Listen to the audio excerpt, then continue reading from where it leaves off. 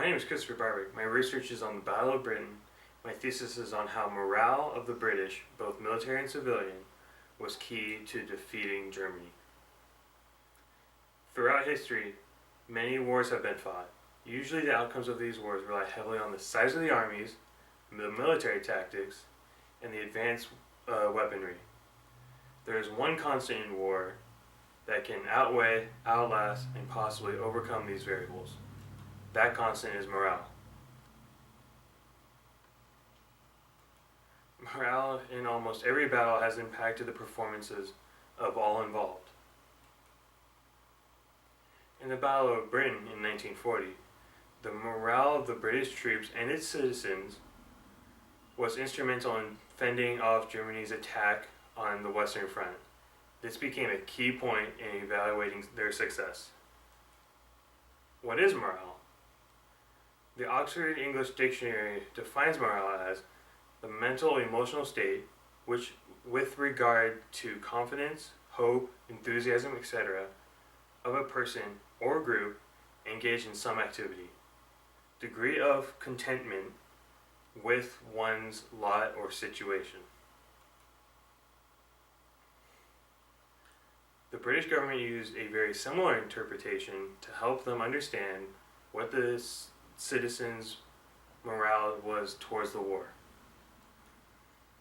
With the quick invasions of Czechoslovakia, Poland, and France, Germany turned its attention to Britain. This started what some consider to be the greatest air battle of World War II. Germany used the following attacks in the battle against Britain. 1. Destroy British airfields. 2. Create a blockade around Britain with their U-boats. 3.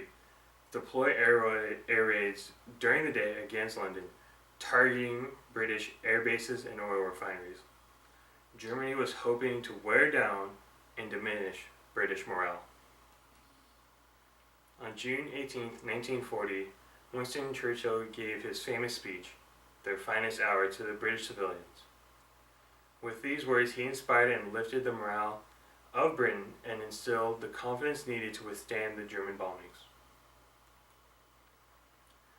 Another key point was the government's influence on morale. In order to understand the impact and influence morale had on the military and civilians during the war, a general understanding of morale needed to be in place. The Home Intelligence Division of Britain created a branch to monitor public morale. During the same time, an independent research organization named Mass Observation measured the fluctuation in attitude toward the war. Their definition of morale not only included determination to carry on, but a determination to carry on with the utmost energy, even if it included sacrifices.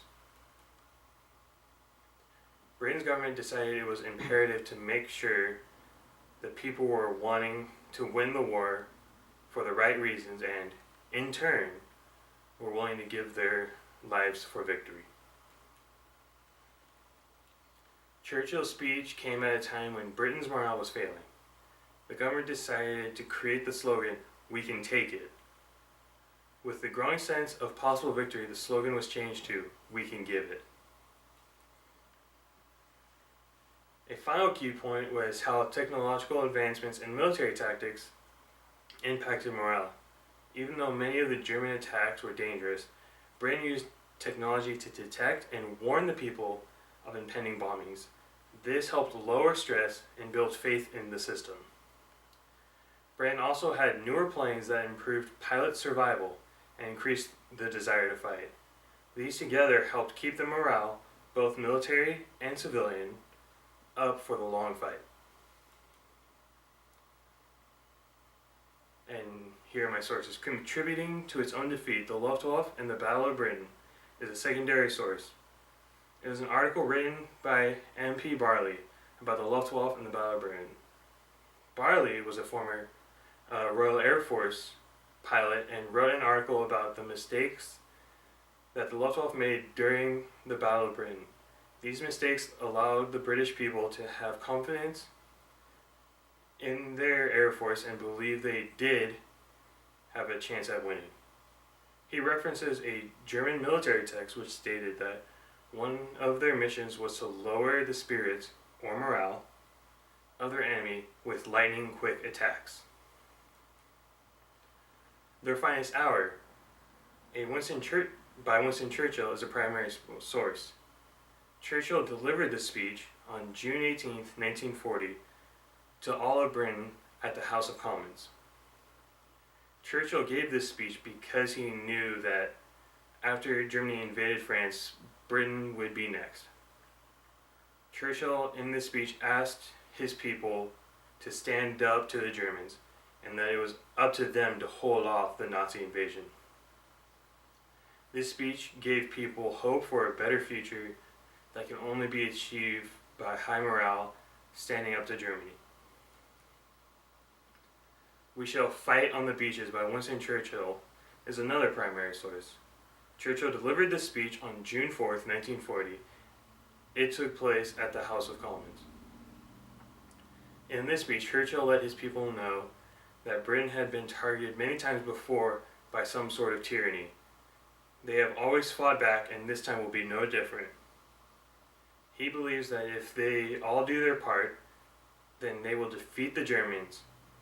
It may take the support from all of their colonies.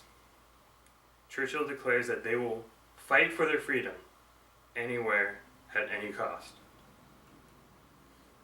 This article is a secondary source written by Brett Holman entitled Bomb Back and Bomb Hard, Debating Reprisals During the Blitz.